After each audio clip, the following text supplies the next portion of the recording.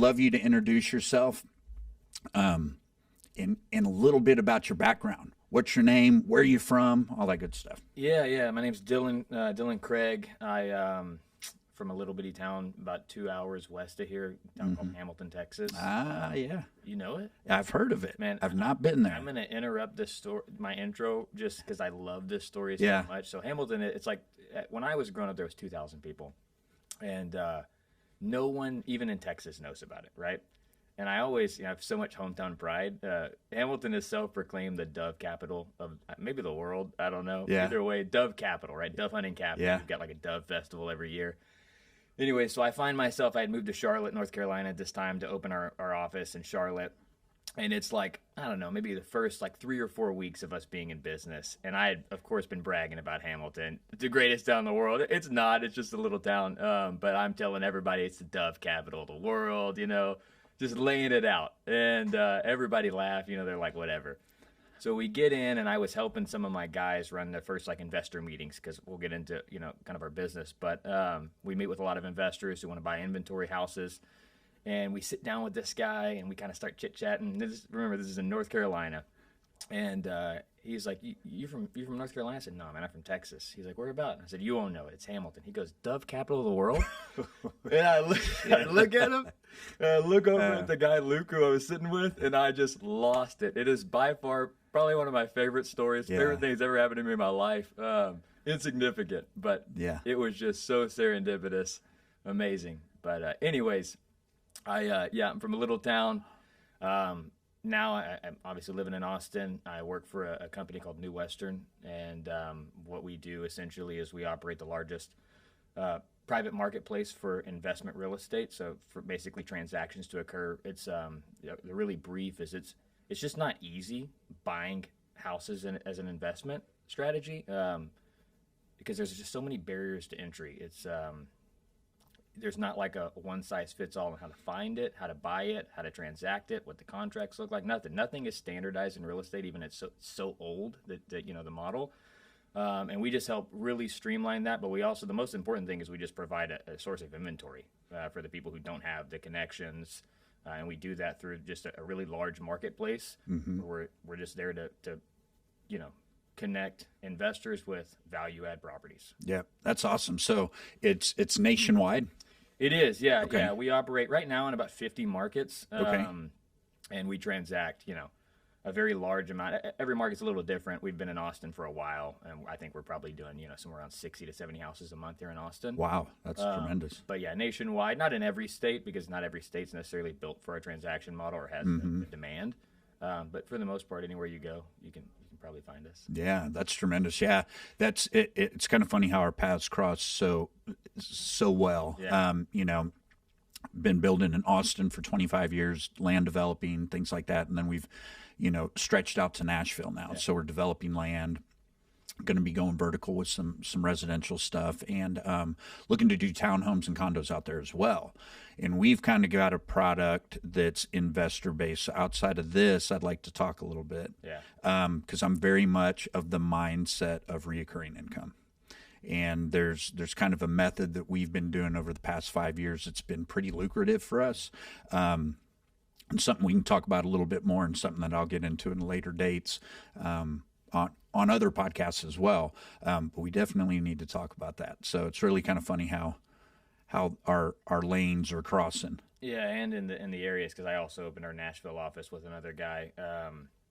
And so were you from Nashville? No, Why I've been. Why do you do business in What's funny was we wanted to expand right before COVID happened. And it's kind of funny when the week or the weekend, if you would, I think when they actually started shutting airports down, we were in Nashville looking at land.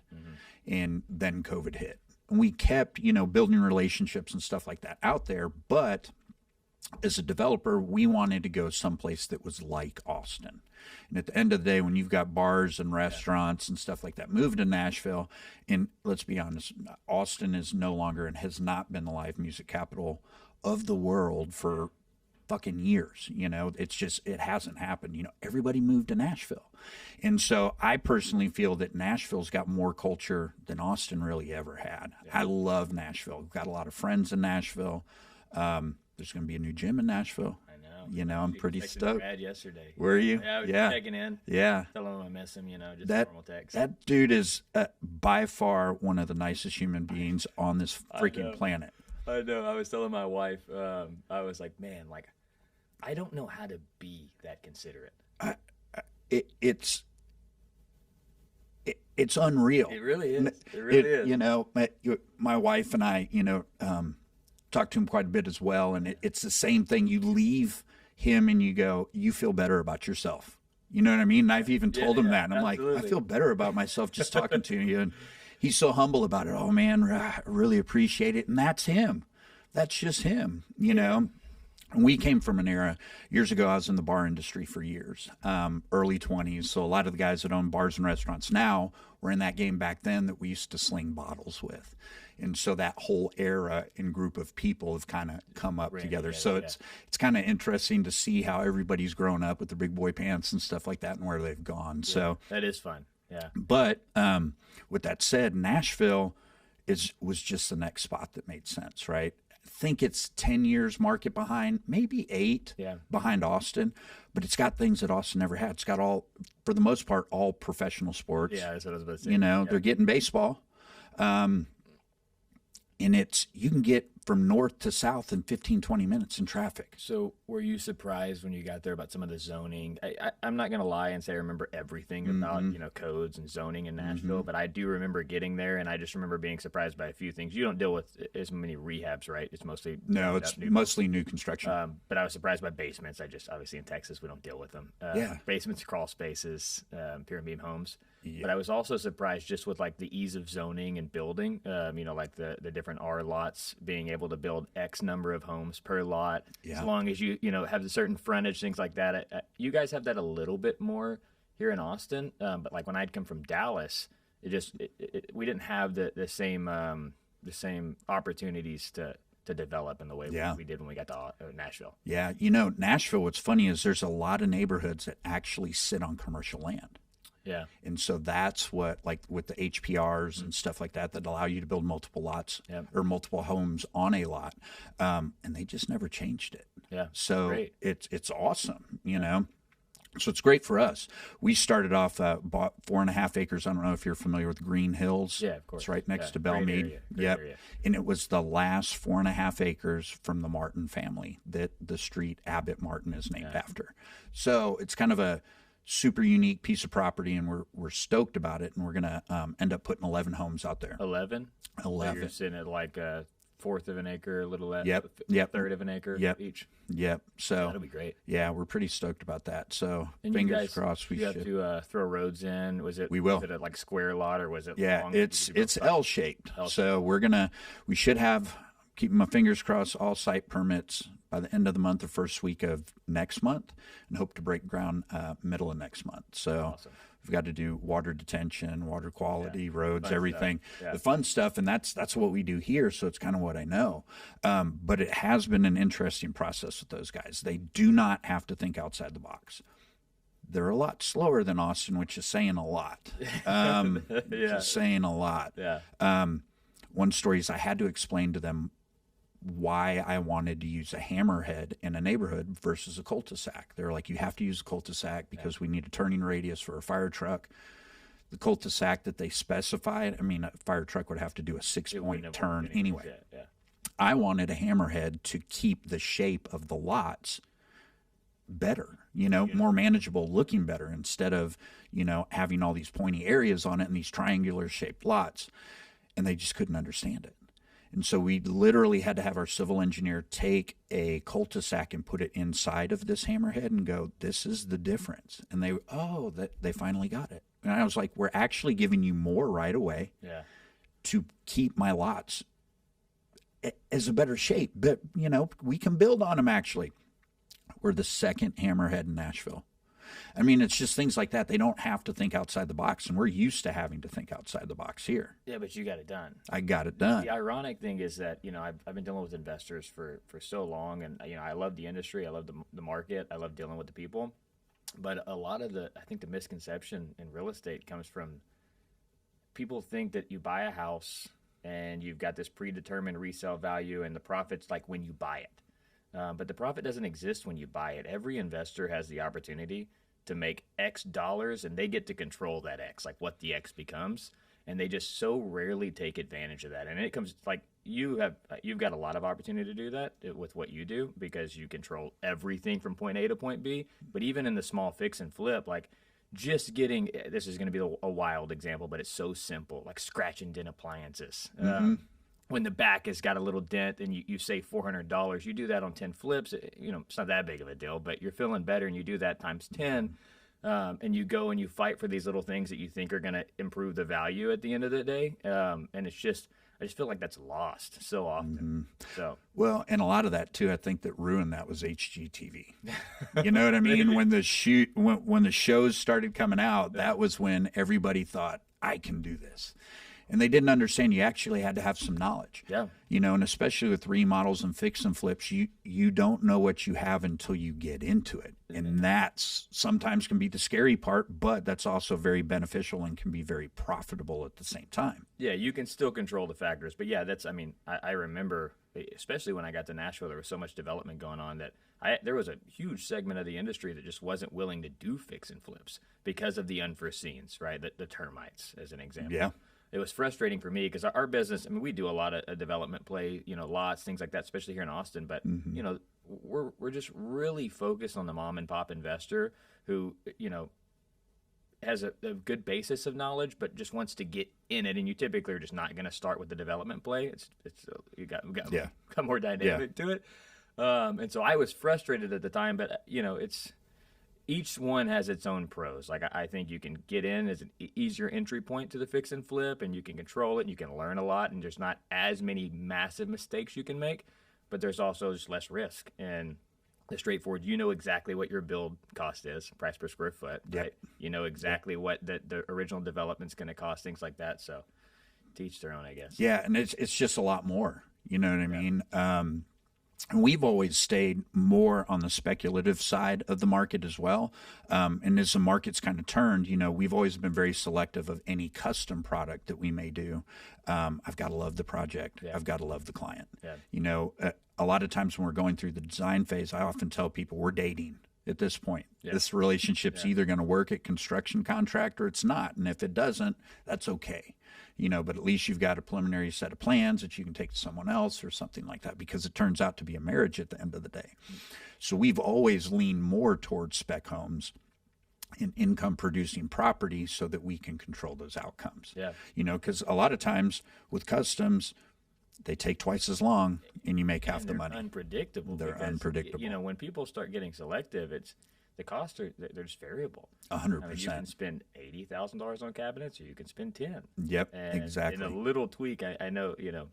I just recently, about a year ago, actually built a home for us. And my wife, she was dead set on these cabinets. She showed me a picture, so I did a little research, and they're not regular cabinets because they can't be. It's riffs on white oak, of course. And the riffs on is 3 times the cost because it has so much waste. It's just, my point is that when you get into custom, the sky's the limit, and that becomes a problem because people want what they want. And you just can't predict it. Well, what got you to this place? Have you always been involved in real estate? Have you always liked real estate? What brought you to the point where you are today in dealing with real estate the way that you are? It's going to be an unprofessional story. Do it. I'm just going to hit it. Do it. So I had zero interest in real estate. Zero. I went to Baylor, and I was certain I was going to be a doctor. That would have been an awful idea. I would have been the worst doctor. I mean, the worst. So I'm glad it didn't work out. But I went through 3 years of pre-med, and I was on track for the most part to get that. And I think I just grew up a little bit and realized that, I went to Baylor on scholarship and me just figuring it out. I had no outside help. And I took a look and I was like, I can barely get through these 4 years. Like, I need to go make money. I can't afford medical school after this. It was just, I think I was living in a fantasy for a long time.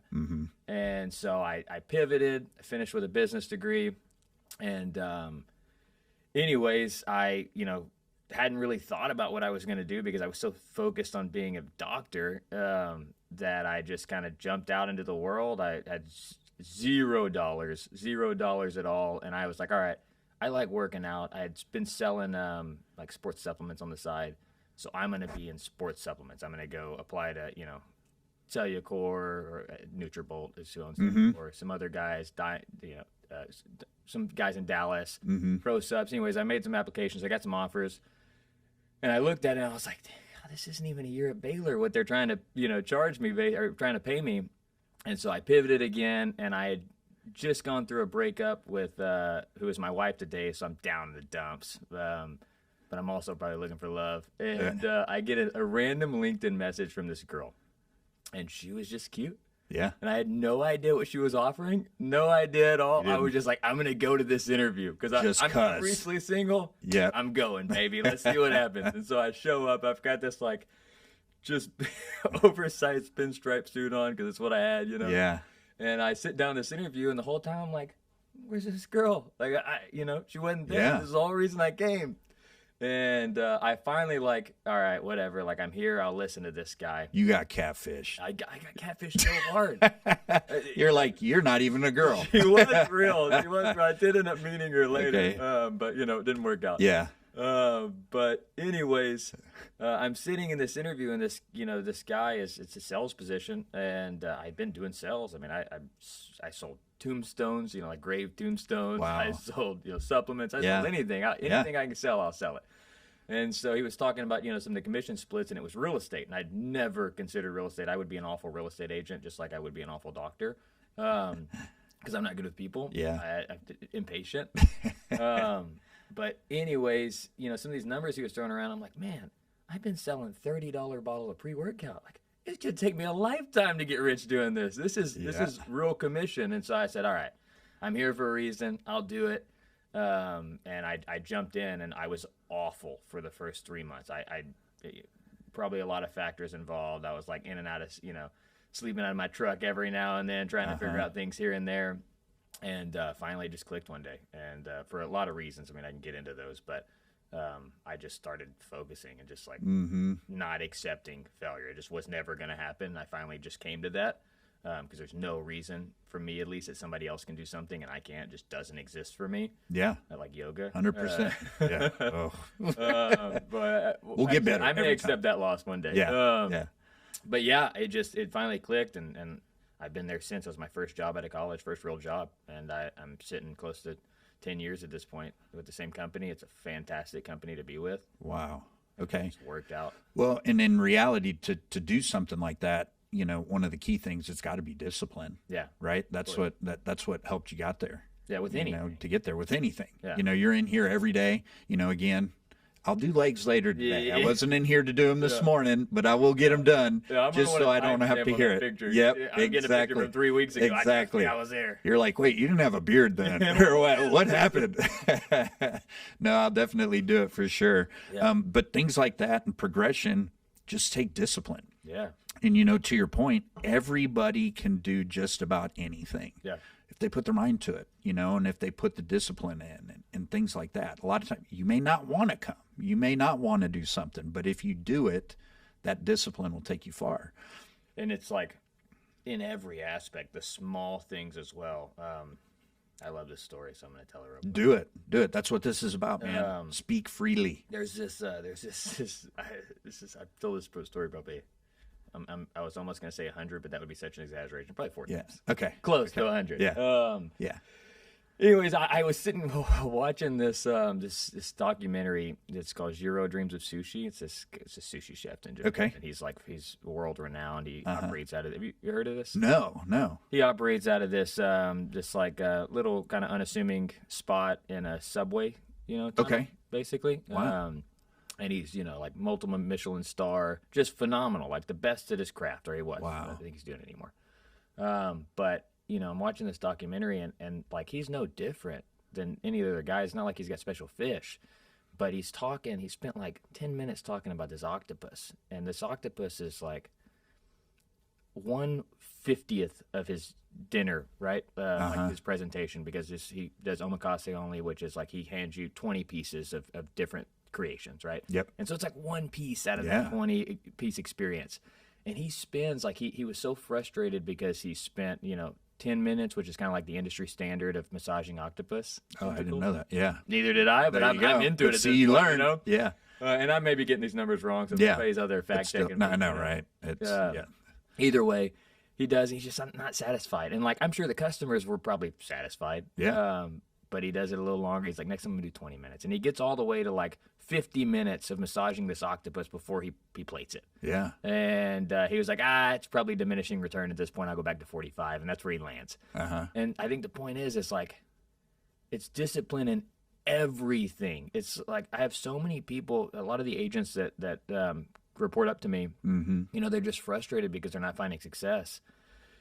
And it's like, I'm here every day. I'm doing the job. And I'm like, but how well are you doing every facet of the job? Like when you get on your phone calls, are you like going through the motions? Or are you getting every call and like coming in with energy and being excited and being somebody that somebody wants to work with and really digging into every little small thing, even if it's not necessarily going to return today? And 9 times out of 10, that's what's missing. People can show up to the gym, but unless you like every day come in and say, I did 10 reps on this last time.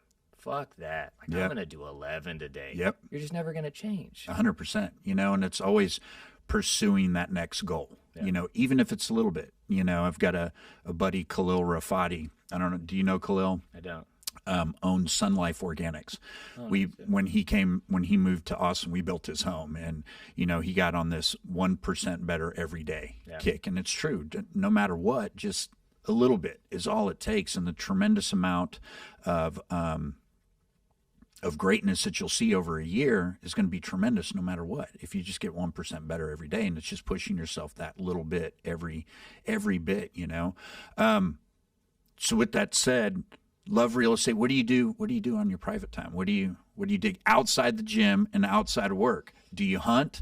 I mean, you're from the dove capital of the world, right? You know, the world is actually going to know. Yeah, I mean, I feel like we're making this. Even if I lied about it, put it on a T-shirt. Yeah, you know. Man, yeah, why I wouldn't. A lot of talk about T-shirts today. Yeah, man, I don't have a lot of time because I'm so passionate about this, and I eat a lot. And eating, I'm sure you know, like it's just not easy to eat as much as you have to eat or in the way you have to eat. Yeah. And I work so much because it's hard to be successful. I'm sure you know that. Yeah. You got like 15 things going on right Yeah. now. I do like random things. Like I really like picking something that it's going to be a challenge. Like recently I decided I was going to go do an amateur boxing fight, and I just picked it up a month out. I signed up for a fight, didn't know anything about boxing, and hired a guy.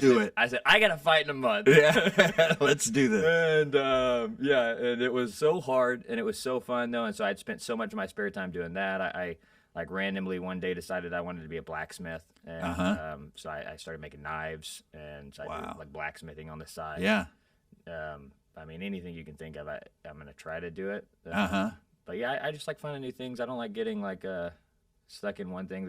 I get stuck in the gym. I love it. I'm so passionate about it. Yeah. So that's the most of my time. And then I've got my family. I've got 3 kids. So yeah. What do you think pushes you to do things outside of your norm? Yeah. You know? Yeah, I think that I grew up with like so little opportunity. You know, I just had nothing as a child. You know, it just I was in a single family household. I won't get too deep into it. Yeah. But I just remember like so many things I wanted to do, and then always just being like so regretful that I didn't have the opportunity. And I just realized when I got to be an adult and had just so much more control of my own destiny that like opportunity cost. Like there's a reason I didn't have that opportunity, but like I'm not going to let that be the case now. And so when I see something that I want to do, I'm just like, I'm going to do that. Yeah. And I just don't like living with the what ifs and living with like, wish I would have tried that. Like right now I'm signing up to go climb Denali. Nice. And we'll see if I die. Yeah. Because I'm also going to try to do it with not a lot of training. Just little things, you know. But I think it's probably not going to be that difficult. Well, we'll see. I shouldn't say that. Either way. But from a physical standpoint, you feel good about it. No. No. Okay. No, I felt I was good trying about to that throw boxing some. match, Okay. Yeah. and I legitimately thought I was gonna die. I get done with this fight, I stumble off the ring, Yeah. and I go outside. I'm holding a glass bottle, drop it, shatters. I throw up in the parking lot. Oh, wow.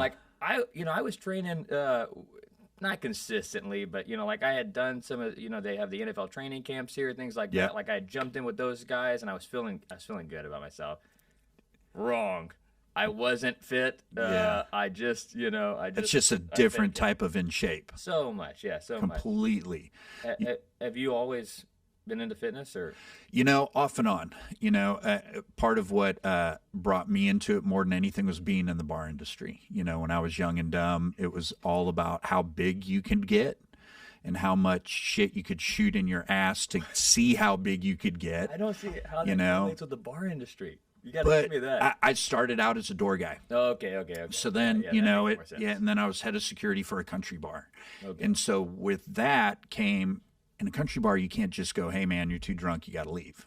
It's, hey, man, you're too drunk, you got to leave, and then a fight breaks out. Because every redneck's got to prove it, right? 100%. So it was a given, So we were in 2, 3, 4 fights a week, and that was just, I've got forehead split open from a door hit me, and then it made me mad because I was bleeding, I got blood on it. Just ridiculous stuff. And some insane stories. This country bar is down on 6th Street, and there was one time we had this huge fight in the dance floor, and at some point I felt something like spit or something on the side of my face, and I turned and looked up, and APD brought horses into the bar on the dance floor. It was insane. Did they do a little jig, though, once they got there? No, they were just knocking people over, and I knew a lot of those guys. Horses? Yeah. Oh, yeah, for crowd control. Okay. And it was pretty insane, but it was a phenomenal time in my life. Wouldn't change it for the world. Yeah. I did it from like 21 to like 25, 26. I've always had 2 or 3 jobs, and that was my fun job. I always had like a 9 to 5. I sold lumber before I started building. So I've always kind of been in the building arena. Yeah. And then, Wednesday, Thursday, Friday, and Saturday nights, I worked at the bars. And so I've always kind of done that. And then from there, I went down to the warehouse district, which was a little more mellow. To do security? Yes, to do security. A lot more mellow. Yeah, no. Oh, no, sorry. When you said warehouse district, I'm imagining you doing security in a warehouse. Oh, no. Maybe, Down on, maybe not as docile as I'm. Yes, no, but it was pretty much, down on 2nd Street and stuff like that. Down where True Lux is and all that. Yeah, I don't know anything. Yeah, it's a separate area than Dirty Six. Okay. This country bar that I worked at was catty corner from the Driscoll. Back when 6th Street was still semi-safe, right? Yeah. Now you just don't go down there, or at least I don't. But clientele is definitely different. I had asked someone to leave from a bar that we had worked at. It was Lucky Lounge, and the guy gave me a little lip, and I just hit him, and I drug him out. And the owner came up and was like, "Mike, you can't do that here." And I was like, "But he said he didn't want to leave." I'm used to it's gonna go to the you city. brought me over here to do this. I don't understand. Different clientele. Yeah. He would have left if I would have asked him Probably. again. I 100%. was actually gonna say, I was gonna make the comment, you must have a lot of patience, but you actually told me that you don't have any patience. No, right to the swings. No, and that's just because what I was used to, that environment, right? I've had guns pointed in my face in the middle of a bar. All just insane younger life, but again, something that I wouldn't change for the world. So yeah, it was a great point in my life. But I think we all need points like that in our lives to get stories from. Man. And I used to do so many things just to go, this is going to be an awesome story. I love that you said that. I love that. I was saying something to somebody the other day. I'd just pulled this quote out of my ass. But it was I'd hate to be, the only person around the campfire with no stories to tell. 100%. That's probably the other reason you asked earlier, why I find myself doing all these things. It's just what are we? I think we're our experiences and our stories, and that's pretty much it. 100%. So I love that. Yeah. No, yeah, there's a lot of stupid decisions that I made. Yeah. But again, I'm like, that was a hell of a story. It's just a tremendous story. Yeah. So, again, in the gym all the day, you seem extremely devoted to anything that you do. What brought you to Austin? You said you came from Dallas. Yeah, my in-laws live here. It's miserable. Kidding. Yeah. Just kidding. Yeah. No, that is why we're here. Yeah. I was in Charlotte. So I went from Dallas to open the Nashville office. I lived in Nashville for 2 years until I just got too many ticks. You ever deal with the ticks in Nashville? No. God, there's so many ticks in Nashville. Oh, like for real ticks? Like ticks. Not, okay. not like, not yeah, like, I was like, ticks. no, you just move and gets rid of those? Okay. No, like there's a lot. Like I feel like every time I went hiking, I'm getting a tick on me. But I also, true. I got a little sweet skin. Like they just like biting you. But no, I like Nashville. Yeah. The ticks. Yeah. But then I kept growing through the company because I started entry-level sales. And the beautiful thing about this company is they give shots to people who work hard, and they feel like they promote off of potential more so than anything. So I got the opportunity after I'd been to Nashville to go open my own shop in Charlotte. And that's when I moved to Charlotte. Lived there for 2 years. 2019, I think, is when I got there. 2.5 years, and I got promoted again out of that. And I just had the ability to live anywhere at that point because I wasn't managing any single office. I'd grown to start managing multiple offices in the company. And my wife's family is from Austin. So yeah. Not that cool of a story, but yeah, it's been good. But it brought you here, and you're happy you dig it, or? I found a little property, and I don't like people that much. I don't like neighbors, and it's probably a good thing because I'm weird. My neighbors have always just probably been stressed out by me living next to them. And so I like that, but the city's a city to me. Yeah. I don't do anything. Yeah. In the city. Yeah. It's funny, we keep going back to sales, and something that I've talked to my boys about a ton is the art of sales is disappearing and it's declining. And it's because of our phones, right? This younger generation, that's how they communicate. Yeah. So I've always told them, if you can sell anything, it being a lost art will be refreshing to those in the future because not many people know how to do it. Yeah. And there's certain innate traits that you have as an individual or you don't. Anything can be taught to somebody, but I think drive is innate. Can you create drive? Yeah, but there's a natural drive that some people just have and some people don't. And you can build off that. And you said that your company likes to promote kind of within, and especially if they see that you're putting in the work and you're being disciplined and things like that, and they have those traits that you can't necessarily train. Man, that's like the hardest thing in, I guess, any business. I don't know how much you deal with it, but everybody we bring on is pretty much a 1099 contractor, right? Yeah. And so we're not putting like demands in front of them. You have to do this to retain your position, things like that. And so we don't have this, we'll call it the easy button motivation. We legitimately have to rely on people being self-motivated. Yeah. And it's, I don't know if it's rare. We bring on a lot of people in the infancy of their career. And so maybe that's a component of it, but yeah, I don't know if you can teach it. It's tough. It's so tough. But you're right about sales. I think that sales took this 180 instead of maybe a 60. Where I agree that sales has to change over time. The way people sell. Obviously, you can't roll in and treat it like a 1960s TV shop. Yep. Whatever that means. But I had a picture. Yeah. Look at this Yeah, thing. exactly. It's got the console built in. And the big rabbit Yeah, ears. it's going to be so good. Yep.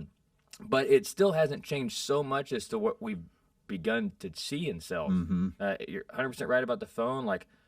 When I first started, and this was just not that long ago, 9-10 years ago, I wanted every single one of my investors to come meet with me. And before I ever did business with them, just because it's just, what am I supposed to do here? Have a sign, up and say, Billy, where are you? I don't know who the fuck you are. Yeah. I want to meet you. I want you to trust me because why would you ever buy a $300,000 property from me if you've never met me? And so there was just that dynamic. It was just felt natural. And I didn't accept anything other than that. If you're not going to come meet with me, I'm just not going to work with you. Yep. Now, it's our guys want to have phone meetings, and they want to meet people over the phone, and they want to text them and, expect to get the same results, and it just doesn't work that way. It's an inconvenience, I think, perception-wise, for you to have to do that. But the outcome outweighs that inconvenience tenfold for both parties. Like the investor gets to feel so much more confident. They get to like establish a little trust in our guys, and then the agent gets to have, you know, more rapport, more ability to like direct, and it's just, it's lost. It's frustrating. And it is. You know, and that's, yeah, I've always said that I buy from people, not companies, and I do business relationally. You know, we've got a salesman at Ferguson where we buy, you know, all our plumbing supplies from, most of our electrical and all of our appliances. And it's because of him. If he left, I would go with him. Now he's been with Ferguson for like 17 years. I don't think he's ever going to leave. He's definitely a company man, but he's good at what he does. But again, I buy from him. I don't buy from Ferguson. And before, when I sold lumber, it was the same thing. I wanted to get in front of people. You know, because it's about that personal connection. You're going to do business with someone a little bit more that you have a connection with, that you have some similarities with, and things like that. And it's that personal focus, I think, that's huge in sales. It's missing today. Well, it's because it's not like you've got a special deal that no one else has. Like, what else are you going to sell? Yeah. Like, no, if somebody had the ability to just get drastically better prices, they wouldn't need salesmen. No. And it's the same in our industry. Like, we have houses. Mm-hmm. Everybody's got houses. They're harder to find in some areas, and we definitely streamline the process, Mm-hmm. and we make it a lot more simple to purchase transactions. But at the end of the day, like, we've got houses, and we've also got the person that this person is going to be dealing with, and how much you help them in their business, and how much rapport you build, and relationship you build is going to be a huge determinant on your success. Yeah, that and just the pure service. If you know that you can go and get an answer from someone every time you need to get one, even if it's I don't know the answer to that, but I'll find out and get back with you, and you do that, and they do that, that's tremendous. I will go back all day long. And then it becomes a difference of, it's not as much of price at that point, because you know what you get when you get it. It's kind of funny, even with homeowners, I said, we're not the cheapest in town, we're not the most expensive, but the subs that I use and the guys that I use, I know what I'm going to get. I don't have to babysit as much, you know, because at the end of the day, you know, developing and building, I'm an overglorified babysitter. Now, granted, I'm not in the field as much, and we've got some tremendous guys, and we've got a great team that does that, but that's actually the part that I miss. I miss, you know, running job sites and things like that. That was where my passion was. And as you grow, so does your role, you know, so. I feel you on that. I mean, yesterday I found myself doing like the sales role just for fun, like I'm helping somebody out, and I get on the phone, like I'm talking, negotiating, like I just, like if I see a meeting come in, like it does suck not being in that. Obviously, there's the benefit of we have more responsibility and you know, things like that. But I feel on that it's hard, and it's a catch-22 because it's not from a power or a controlling standpoint. I just love doing that stuff. You know what I mean? And a lot of times, even in training, I'm not a good trainer. You know, at least to what we've done. Business-wise, and I love people that can find answers on their own. And one of our biggest things is, if there's a problem, don't come to me unless you already have two solutions, and let's go over what that solution should be. Because I want to empower those that I work with as well, so that they can, you know, do better in their career, even as going forward. But you know, it's just something as a business owner that you have to do, and sometimes all things aren't fun. As an entrepreneur, everybody looks at you and goes, oh, you live this great life and blah, blah, blah. Well, you don't see, you know, when you wake up at 2:30 every morning or something like that and can't go back to sleep because your mind's just going and you're thinking of this and thinking of that. But, you know, those are things that you have to give up, but you have that look on the outside that everything's perfect all the time. Yeah, success and sleep just don't go hand in They hand, don't. do they? They don't. Learn that in life. You know, and I used to sleep well, and the more I get involved, but I love everything that I do, so I don't consider it work. Yeah. You know, my wife and I both work all the time, and we work all the time together even, which is even more odd. We just get along that well. But we don't consider it work. And she's within your company? Yeah, she's got an online boutique that she sells clothes for, but she's got her real estate license and she buys and sells our real estate. She only sells what we build. Outside of that, if she's got a friend or something that comes to her and says, "Hey, I'm looking for a house," she goes, "Awesome, let me refer you to somebody." Helps on the ops side and the design side as well. So it's really kind of nice, And again, we just work all the time. We travel a ton, but we're always working too. And even when we travel, I hate being gone for more than like 3 days. Yeah. I start feeling like I'm losing control. Well, you also lose your schedule. I think like consistency is just in anything, just like set consistent actions every day. I mean, I will die if I don't have that. It's so frustrating when I get out of my routine. Like, even the smallest, the most minuscule way. Yeah. It's even funny, even some days if I don't pack my gym bag and everything the night before and I'm like, I'm just super tired, I'll do it in the morning, it screws my entire day up. And I'm like, I'm like, or underwear or something like that. I'm like, for real, I mean, I've got a question for you. Yeah. What brought you to the Collective? And what do you like about this place? Yeah, man, I had a buddy, guy I work with who had been working out in the South one, and I've always been like, this is the first time, well, I do still have 2 gym memberships. This is the least amount of gym memberships I think I've ever had. Yeah. And that's because I just I get so frustrated at the gyms that I go to for whatever reason, right? The equipment sucks, there's too many people, the people suck, it smells weird. I couldn't tell you. And so I just like to keep it fresh for the most part. But he had told me about this spot, and the South was too far for me because I live in Leander. Oh, okay. And so even this is a hike, but the office is right down the road. And so the moment he shot me a text, he said, "Hey, the gym I work out at is opening a North location." And I said, "All right, get me in." And so I came by, and I was sold. I think I'm sold mostly because I don't have to deal with I haven't seen a single person here just sit on a piece of equipment and fuck off. Right? I mean, nothing frustrates me more. I work out at the Y on the weekends. Okay.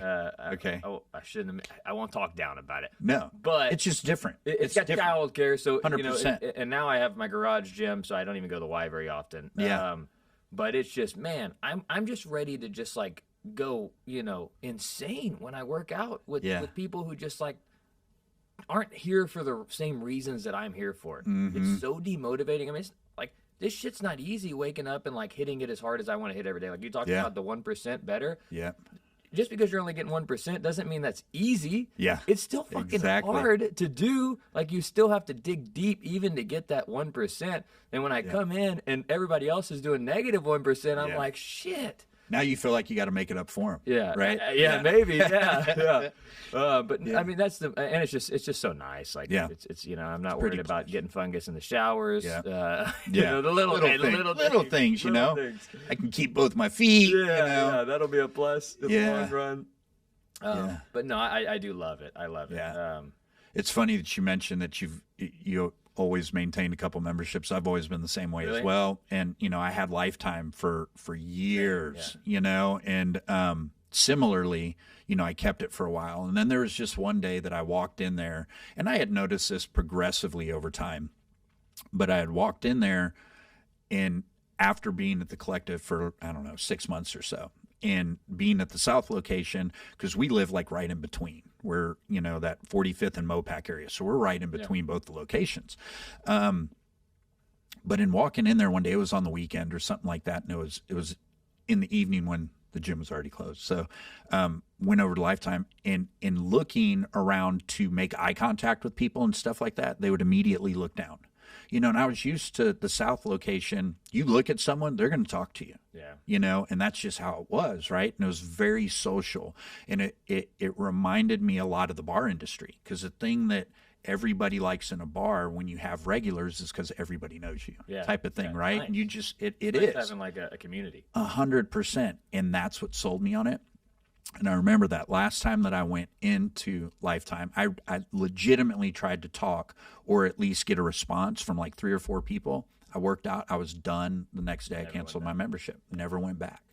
And that's why, and but I had done it for years, but being in a different environment that was more comfortable and brought that out of you even more so is what I wanted. It's kind of funny. I was talking to Devin when I first became a member, and he had said, look, if you're not doing deals on that floor, something's wrong with you. Basically, and it's true. Yeah. I mean, it's not ever going to be the space. I mean, it's not a better space in town. Well, and the people, and how it originally started, and still how I think it is a little bit here and there, is they interview you. Yeah. Especially in the beginning. What do you do? Who are you? And how can you help the other members that are here be successful? Yeah. He asked me that question. I went, whoa! I thought that was awesome question, but the weirdest question to ask someone in a gym, but I was stoked that he did. So weird, but that's like been one of the things I didn't necessarily notice until maybe this conversation. I think we go through life, and it's, like when you want to be motivated, it's just so much better to surround yourself with motivated, like disciplined people. And I do think that this gym has a knack for finding those people. And so like, just a small conversation, because I'm probably the person you hate. Like I do get the knock of being unapproachable because I don't like typically do a whole lot of talking. I'm trying to get better at that. Yeah. Here, it's so you almost have to. Yeah, the community's small here. Yeah. And so like I don't want to be the oddball. Yeah. So I have made more of an effort to try to, give a shy away. Like in between, sets. Yeah. But I do just appreciate, like the small conversations with people that I just like I can just tell that they're on the same like path as me. Yeah, and genuine on top of that too. It's just I've always been, I never want to be the smartest person in the room. I always want to be surrounded by different opinions, different thoughts, different ways to do. I got a way of doing things. It doesn't mean it's the right thing or the right way to do something. It's just what I know, and I always want to know more. And then that way you can take that knowledge and take what you want and leave the rest. And I've always been that way. Yeah. Similarly, I always want to know, how can what I do help improve someone else? If I've got this little piece of knowledge, I want you to have it too, because reversely, hopefully you do the same. And, it's all, iron sharpens iron, period, at the end of the day. And I say it all the time, but it's true. And I like to watch other people succeed. It brings me pleasure. I love that. I can be the biggest cheerleader for my buddies. You know what I mean? Kick that ass, get after it. Brad doing Moab or whatever, I was just like, are you serious? You're just like beating the shit out of yourself, and he's like, I know I do.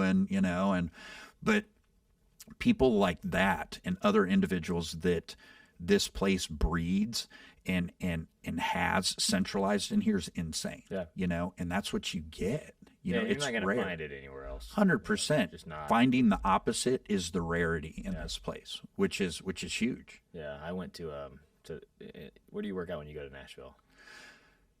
I did go to Lifetime in Franklin. Yeah. I drove all the way out there. Wow. Yeah. Yeah, it's I know, but 45 minutes away still. When I first moved there was pretty much only the Dowd Y downtown. Okay, yeah. And it's actually a really nice Y.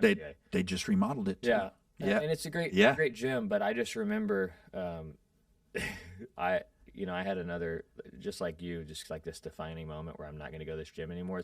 It's almost the same story. Yeah. Except I was sitting in the locker room and I was just so fed up with the lack of towels in the locker room. Have you ever been to anyway? I used to work out at Worlds and everything else where it just smelled. You had to bring your own towel. You throw it in your car. It smelled like ass at the end of the day. Is the lack of towels on everybody's bodies. Oh, okay. And I'm sitting there. I'd had a tough workout, and this guy, he's probably in his 70s. He rolls up, and I shit you not, he hikes his leg up on the chair next to me, and I'm like, kind of like down, like beat, and I look over, and I'm just looking right at him, right at his soul, right there. Yeah. And I literally, I got up and I said, I'm done. I'm done with this. And I went upstairs and I just said, cancel it. I don't know how you got to do it. I'm never coming back. I've been back. Yeah. Tell Bob to put his balls up, please. Man, I mean, hey, good for him. Yeah. Like, I got to get out of here. I know. Same story, right? Yeah, I know. I mean, nobody talked to you. Yeah. I you experienced had balls. Yeah, same thing, No, but it's true. It's wild what an environment can do to you emotionally and personally. Yeah. You know what I mean? It really is. And so that's what's tremendous about this place. Yeah, we've got to choose to put ourselves, like in the best position for us to get where we want to go, and that it weirdly might include the gym. Yeah, no, 100%. And it's weird that this is the first gym that's ever that I've had that type of dynamic in. Yeah. Because typically it's, everybody competing against one another is what I remember, especially like at Golds and Worlds and stuff like that. That's a different 100%. And then when Lifetime atmosphere. opened, I remember the biggest thing that I loved about it was the fact that they had towels and I didn't have to bring a lock. And the bathrooms are clean. Yeah, and the bathrooms are clean. Didn't have pee all over. Yeah, because I don't know how many times I hit my combination lock on the side of my truck or something like that, swinging my bag in. Yeah. The towel smelled horrible at the end of the day, stuff like that. I was done with it. And it was funny. At one point I went, I told myself, well, I'm just going to go ahead and get one of those memberships just in case. And I had walked back in, and as soon as I walked through that door, that smell. And then I walked back to the locker room, and I was just like, can't do this. I don't know if I'm bougie or what, but I just couldn't smell the high school locker room deal anymore. I'm glad we remember all of our gym-defining moments. I know, right? The moment we just, enough was enough. Enough was enough. Enough was enough. So important. Exactly. I know it's those little things. For all you listening, I hope you get to that point and you can make that change. Exactly. Strength, Do it. The smelly towel, the lock, and the balls in your face. Get out. That's a bad combo. That's a bad combo. Any one of those alone, exactly. could that be that defining moment for you? You get all three, you need to get the fuck out. You need to get out of there as soon as you can. Well, I appreciate it, man. I really enjoyed sitting down with you and talking to you and learning a little bit more about you and what you do. And I appreciate it, brother. Yeah, it was a blast. Thank you.